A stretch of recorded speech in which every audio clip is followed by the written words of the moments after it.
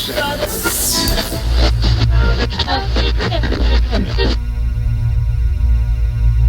back. We're here again with the Beasts of Bourbon. Again. We just can't shake them. Tex and Spencer. Guys, welcome. Really capping off, aren't we? We're really sort of catching up and capping off. We are, well, Tossing off. we're catching up. It was only a small catch-up before. Now we can have a slightly bigger catch-up. And in-depth. And in-depth, you know, like a Parkinson-style interview. Probably not, but, you know. I'm prepared for that. Yeah. So, you've got to give a bit. You know, the secret of Parky's style is that he gives a bit. Really? You know, Parky never had dick and ball shaped seats. Yeah, but I bet he wanted them. Oh, maybe. Parky offers a little bit of a personal anecdote to sort of, so it's, so the interviewee feels as if, that he's revealed a little bit, and then so that they reveal, it's a bit of give and take. Yeah. It's not just sort of answer this question. So I can't just ask you about. No, you can't. You've got to Beast give. of Bourbon. What You do mentioned want? Parkinson. You mentioned Parkinson, so we're running with Parkinson. I take it back. Tell us about your new album. You've got a new album. Your first album in 100,000 years. Yeah. Or first studio album. You've had 2 live ones. You reformed again back in 2005, I think it was. 003. Yeah. That far ago. That long ago. Yeah. What took you so long to come out with a new album? Where are the songs? Laziness, I think, is generally the excuse that you could possibly give you. Has this album actually been coming for a long time? You've been playing shows around Australia? No. Not at all. No. But we did. There was a desire to play some new material. We'd exhausted the vastness of our back catalogue. Oh, We've- like 6 albums. And we had reached a point where to carry on playing live, we needed new songs. That was really the impetus for recording. Really, was about having new songs to play rather than making a record and releasing a record and getting back into the marketplace. It was really about having new songs. To play live. Exactly. So, and you have new songs, so you may as well put them out. If you can con someone into putting them out for you. Yeah, I suppose that worked. We managed that. Yeah? you managed to get Alberts on board, which is a pretty good one. Exactly. Since 1983, not counting the little hiatus there. Correct? Correct. Yeah, there you go. I probably told you that. Probably. You know when I was born? 83. No, not 83. No. What do you do though? You'd be a 1979, I reckon. You reckon? Wrong. Okay, how wrong? Yeah. Oh, not too wrong. Yeah, 77? No. Yeah. No. 5? 6? 82. There you go. See that? We've never met before, have we, Dad? This is your son, Spencer. How do you go about making sure your old fans are still going to like it? I mean, you've both been doing care other about stuff. them. Thing is, They never did anything for us. every year of our existence, we lose some and pick up a few new ones. And there's people come who are like 20, 21 years old, and there's some that are like 50 years old. And it's great that we have this sort of 30-year fan base. But you've had, the Escape Committee, and you've had... You can't make sure that you keep your old fans happy, really, is the answer to your question. Well, are they happy? Ultimately, you keep yourself happy, and yeah, a lot of the cases, people go to gigs expecting something, but generally you give them something that they didn't even know that they wanted, and they're a lot more happy than with what they received than the measly little expectations that they came along with. They're given something different, but they come along expecting a hot dog and they walk away with duck l'orange. Yeah. Well, what if they wanted a hot dog? Well, then they walk away happy of dining on duck l'orange. Well, fair enough. Doing other things, when you write with the Beasts of Bourbon, I mean, they're a lot angrier. I can't imagine the Dark Horses singing, I used to give my money to the motherfucking poor. Were you trying to go back and do a Beasts album? It comes out. Seriously, I can't stress how little thought goes into this.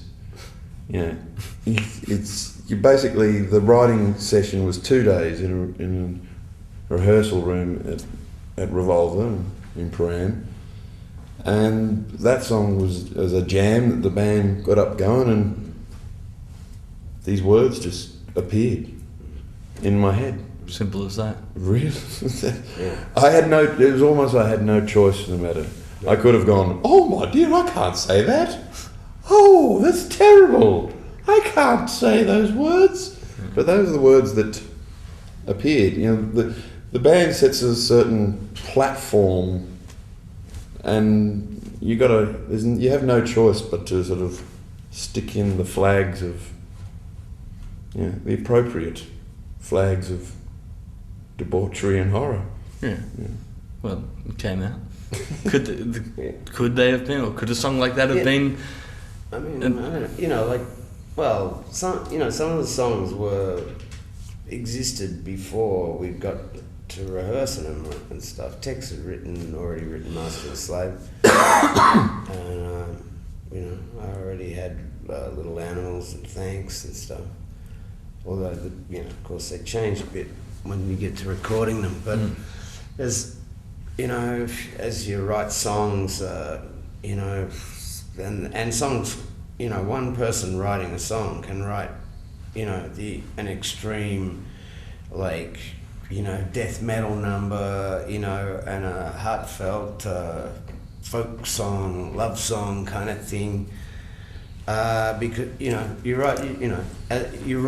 go with the idea, and whatever comes out comes out. Having said that, there's a bunch of songs you might go, well, these appear to be Beasts of Bourbon songs, we'll save those ones for that.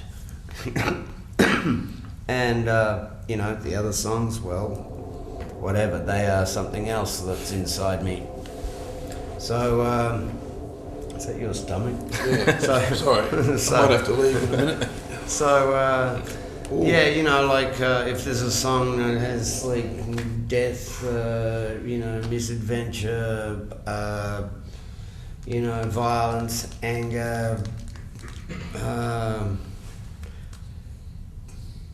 it may be filed under, I'll present that to the Beasts of Bourbon, because that's the only act I could really get away with doing this song, I don't think we either of us really write for the Beasts of Bourbon, but we'll know when we have a song that oh yes, I have to play this with those guys, because these guys won't be able to deliver it the right way, And the two songs you mentioned just before, Little Animals and Thanks. Yeah, well, maybe they weren't necessarily what I thought for the Beasts. Although everyone kind of had Thanks and went, that's one of ours, kind of, I guess. It's a memorable one. I saw you play Thanks at the Gem. Yeah. Not so long ago. Yeah. Without having ever heard that before. Yeah. And then it comes out in the album. It scores. Yeah, he's amazing. He's amazing? Yeah. Yes, he is amazing. You're amazing. You are amazing. And you are amazing too. Is this in color? And you are amazing. Am I amazing too? You amaze me. That's another one that he presented to the band, and just when you got in the rehearsal studio for your 2 days. Amazing. You said, hey, I know a great cover we can do. I actually my other band, Hot Property, was going to do that one. That's another story. Carry on. Tell us about America. Oh, it's big, isn't it? Yes. It's been 15 odd years. Look, 92 I think was your last tour there. Yeah. You just done a small tour there. I was lucky enough to see a couple of those shows. People still seem to remember who you are. Were you worried about people not remembering who you were? No, I don't think we were worried about anything, because I think we were confident that the band was pretty good compared to what they've got to throw up. We don't really have that much competition as like rock bands go, you know, on our level or whatever that is. Spod were our biggest competition. Yeah, well, he's the greatest musician that ever lived. So He is great, that guy, that front guy. He's like, No, I was watching him thinking, fuck, I hope he doesn't keep this up. It's hard to top this one. he throws in the ballad towards the end. Though. Thank God for that. yeah. I saw you both actually rocking out to Spot. Yeah. I don't know whether rocking out. I kind of was. I was like I was front. I was enthralled.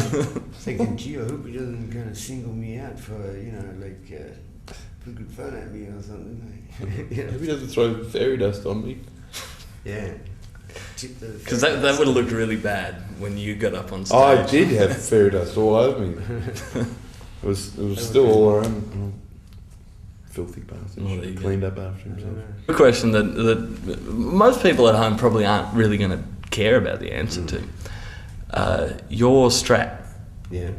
What is that? How old It's is a that? Strat. A very old Stratocaster. Way before your time. No, it's an L Series 1965 Fender Strat.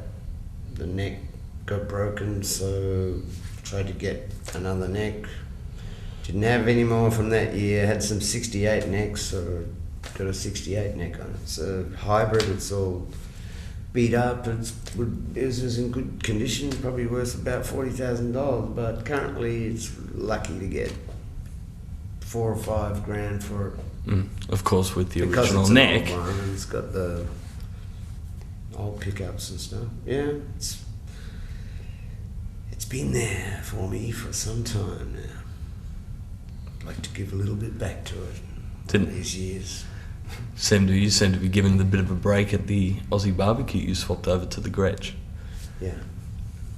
Was it giving you trouble? I broke a string in the very first strike on the first chord. I don't care about nothing anymore. Here I come. 2, 3, 4. Bang. Boing. Yeah. Bugger. Fortunately, the Gretsch, we borrowed that. It's not mine or anything. Look good. No, they do look good. Come on, give us some real questions. All right. Is it true that you spent some time in hospital in New York? You mean the crack cocaine incident? Huh? I don't know. All I heard was that you were in hospital. Nah, nothing really. Nothing. It's a little like reality. You need a little bit of a touch up on the facelift. Reality is a lot sort of duller than the sort of gossip that Mary Michalakis comes up with. If she'd been there, I'm sure she might have shut her mouth. Anyway. Oh, what happened? Nothing, it's no story, what happened? I was at the gig, wasn't I? Right. What about Tony? Yes, whatever happens between gigs. Yeah. Doesn't matter. As long as he gets to the gigs. But you were remembered down for the American tour, weren't you? You didn't. Well, what? You didn't have Tony, yeah. With you. Oh, right, yes. Tony couldn't get into the US. Now, I've heard all sorts of we had stories our sound about this guy one. played drums, right? Scritch, who does our front of house. He was our drummer in America. And he will probably be our drummer in the UK. But, Really? But we can't get... We can Wait till you get find out Tony, who their singer's we can get gonna be. Tony around Australia and we can get him into Spain, and that's about it. Why Spain? Eh? Why Well, Spain? we've been there before and we got in. Yeah, and they didn't ask any questions, so... Why Oh, yeah, can't he get in? he's got 38 convictions. Yeah, right. And they don't like people with colourful histories. Well, fair enough. They won't give... We could have sort of smuggled him in, Could have in a Got a- suitcase, in a bass drum. But in the end, he decided to go, I'll stay at home. He's not currently taking a holiday at Her Majesty's pleasure, is he? No, not as far as you know, but... Not as far as you know. No. Not as of a couple of hours ago. No. But no, he was because of his previous holidays. Right. That he couldn't get into America. What, no one else in the band? Also, he was a registered member of the Communist Party and during the 80s. Because the story wasn't good enough been already. responsible for the death of thousands of Jews in the Second World War. Like, have you read the questions like that you have to tick? Like, it's like, have you or ever been a member of the Nazi Party? Yeah. You know, like, Have you ever been involved in espionage? yeah. Yeah, you Like, have. If you done any of those But you things, don't would tick you the tick box. the box? Yeah, I mean, exactly. that's the like ridiculous thing about it. Have you ever used drugs before? Yeah, exactly. Yes, I. Is that one? Got Yeah, me again. is that one of the questions? Oh, I'm sure it used to be. I don't Like, know. yeah. What does aspirin count? How about Brian Hooper? He seems to be doing okay with his cane. Yeah, and he's 4 titanium rods in his back. Wow, he's actually doing pretty well on stage without the cane. Yep. Absolutely. Was that a worry for you? Would you have just got someone else? Well, You've had enough people in the band. We got Pat Burke we actually had a gig booked a couple of days after the initial accident happened. So This was years ago, right? This was. Oh, it's 2 Yeah, years when it ago. happened, we had a gig a week after it happened, so we were like, So it's sort of like within a few days we got Pat playing bass just because we had the gig, you know, because we had the Beasts of Bourbon never shied away from a gig. You know, once it's We have booked. a Right. great bench. Yes. Star bench. The bench is probably better than the actual band. The bench should put a group together. They'd kick our ass. I'd heard Kim Salmon was saying, "I want to be part of the Beast." Is that true? Yes, well, I'm sure Kim Again, kicks these are things himself- that you just hear around them. Kim kicks himself often for quitting the Beasts. But, So do I. well, yeah, I mean, he quit. He said, I don't want to do this anymore. I'm going to concentrate on my solo. Okay, Kim, love you. See ya. Then we got Charlie. And then, and then we hear Kim wants to come back in the band. But what, do we kick out Charlie? I mean, if you quit, you quit. Well, this was- you did have it. scritches in the band. Kim must have thought, I've got rid of Paul, maybe I can come back. Yeah. Too much info. Yeah, sorry. You did have the huge gap, though, when you broke up in 93 or 94, Yes. whatever it was. Yeah, 93. True. But They could have been a new band But that he came didn't, back. he didn't want to come back then. Right. Yeah. He wanted to, he When you were came- gonna he, fly wanted, around he was ready to America. come back in 2003. Yeah. You know, that's when he sort of started making grumblings about why didn't you ask me? Mm. Well, Yeah. because you quit the band and we got Charlie. And, Yeah. I mean, Charlie's I love committed him. himself to this. He's kind of a long timer now, and it's sort of like. Charlie's been in the band longer than Kim was in the band. Right.